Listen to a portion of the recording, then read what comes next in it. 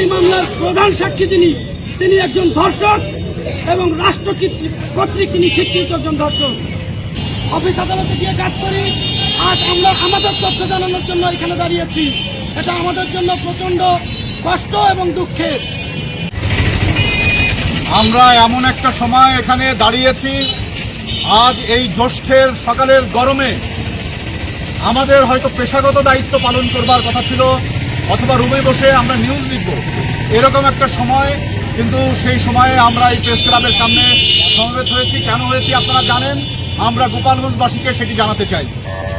কাশিয়ানীতে একটি ঘটনা ঘটেছে, তুহিন শেখ, তার বিরুদ্ধে দুর্নীতি দমন কমিশনে মামলা হয়েছে বলে আমরা আমাদের অনুসন্ধানে বের হয়ে এসেছি।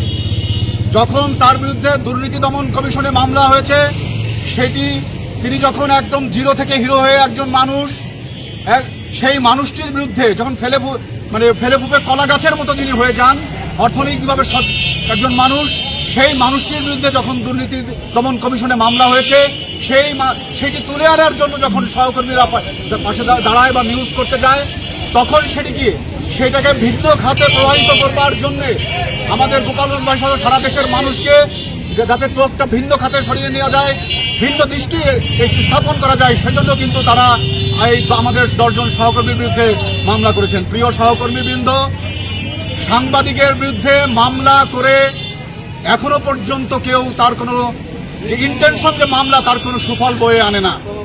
এটি ঘৃণা ছড়াতে পারবে, যার ফলশ্রুতিতে ভবিষ্যৎ কিন্তু সেটি ভালো হবে না বলে আমি মনে করি। আমি এখনই প্রশাসনের কাছে দাবি জানাই যে এই যে 10 জনের বিরুদ্ধে মামলা করা হয়েছে, এই মামলাটি তাদের শুভবুদ্ধির উদয় হোক এবং মামলাটি প্রত্যাহার করা হোক।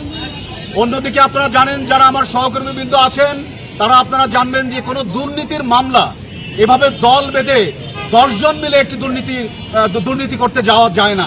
এটি যদি আজকে স্পেসিফিকভাবে 1-2 জনের বিরুদ্ধে এটি করা যেত, তাহলে হয়তো আমরা আমাদের সহকর্মীর কিছুটা দায় আমরা এখানে দেখতে পেতাম, যে হয়তো তারা দুজনে গিয়ে এই অপকর্মটি করেছে।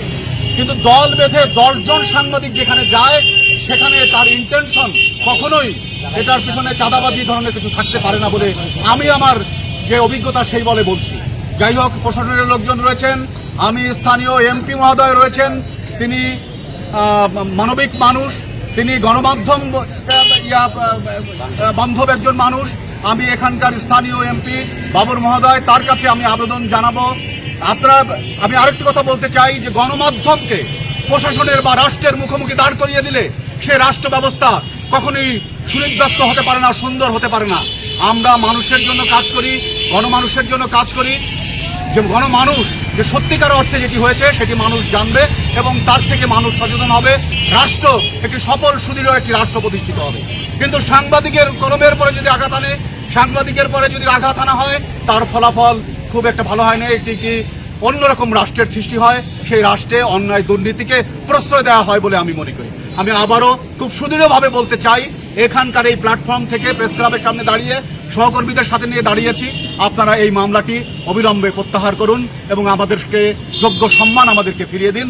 ভবিষ্যতেও আমরা অতীতে যেভাবে কাজ করেছি, ভবিষ্যতেও গোপালগঞ্জবাসীর সঙ্গে, আমরা রাষ্ট্রের সঙ্গে, আমরা ভালো কাজের সঙ্গে আপনাদের সঙ্গে আশা রাখবো। আমি আবারও আমার সহকর্মীদের এই মামলাটি প্রত্যাহার করবার জন্য আমি অনুরোধ করছি এবং প্রশাসনকে আমি বলবো যে সুনির্দিষ্টভাবে কি হয়েছিল এই ঘটনার অন্তরালে কি রয়েছে সেটি আপনারা তদন্ত করে, অনুসন্ধান করে, তদন্তকে বের করে আপনারা তার যথাযথ ব্যবস্থা নেবেন। ধন্যবাদ সবাইকে। কালনাঘাটে চায়ের দোকানদার ছিল, এই মুহূর্তে তার হঠাৎ করে তার যে সম্পদ খুলে ফেলে উঠেছে, এই সম্পদের বিষয়ে অনুসন্ধান করে আমাদের সাংবাদিকরা একটি অনুসন্ধানী রিপোর্ট প্রকাশ করেছে। সেই রিপোর্টের সূত্র ধরে সে আমাদের সাংবাদিকদের বিরুদ্ধে চাঁদাবাজির মামলা সহ মানহানির মামলা করেছে। আমরা এই মানববন্ধন থেকে ব্যর্থহীনভাবে বলতে চাই, অবিলম্বে এই মামলা প্রত্যাহার করতে হবে এবং তুহিনকে গ্রেপ্তার করতে হবে এবং তার নিঃশর্ত ক্ষমা প্রার্থনা করতে হবে। এই বলে আমি আমার বক্তব্য শেষ করছি। সাংবাদিক সমাজ দীর্ঘজীবী হোক। এই মানববন্ধনে এই মুহূর্তে বক্তব্য রাখবেন আমাদের সিনিয়র সাংবাদিক জুয়েল ভাই। কথা বলছি, সামান্য একটা চার দোকান ছিল, বিগত 4-5 বছরে ভুলে ভেপে হাজার হাজার কোটি টাকার মালিক হয়েছে। তাই অনুসন্ধান করতে যে আমাদের ভাই, আমরা যারা অনুসন্ধান করি, আমরা যারা মাঠে থাকি, আমরা যারা রোদে খাটি, আমরা যারা সাপের মুখের থেকে তথ্য নিয়ে আসি, আমাদের বিরুদ্ধে মামলা দেওয়া হয়েছে। আমরা এই মামলার তীব্র প্রতিবাদ জানাই এবং তুহিনের বিরুদ্ধে অ্যাকশন ইমিডিয়েটলি দেখতে চাই। তা নাহলে আমাদের কলম সংগ্রাম তুহিন শেখের বিরুদ্ধে চলবে ইনশাল্লাহ।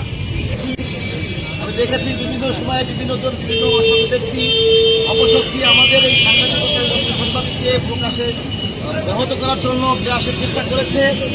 তারই ফলশ্রুতি দেখতেছি যে এক ব্যক্তি তুহিন, কালো বাজারি, কালো টাকার মালিক, ওনার অনুসন্ধানী প্রতিবেদন করতে গিয়ে আমাদের সহকর্মী, আমাদের সহযোদ্ধা, আমাদের সম্মানিত সাংবাদিক হোক, কিন্তু আমি জোরদারি শুনতে বলতে চাই। ধন্যবাদ। হয়েছে এই মামলার প্রধান সাক্ষী তিনি একজন ধর্ষক এবং রাষ্ট্র কর্তৃক তিনি স্বীকৃত একজন ধর্ষক। এই পর্যায়ে সাংবাদিক অনুসন্ধান করে যে রিপোর্টটা করেছে সেই রিপোর্টের পরিপ্রেক্ষিতে এই মামলার আমরা তীব্র নিন্দা ও প্রতিবাদ জানানোর জন্য আজকে মাঠে নেমেছি। ও সিনিয়র আমার নেতৃবৃন্দ, আজকে যে সমাবেশ, এই সমাবেশাই প্রশাসন সঠিক তদন্ত করে এই মামলাটি যাতে আমাদের এই মামলাটি প্রত্যাহার করে সেই দাবি করছি। এই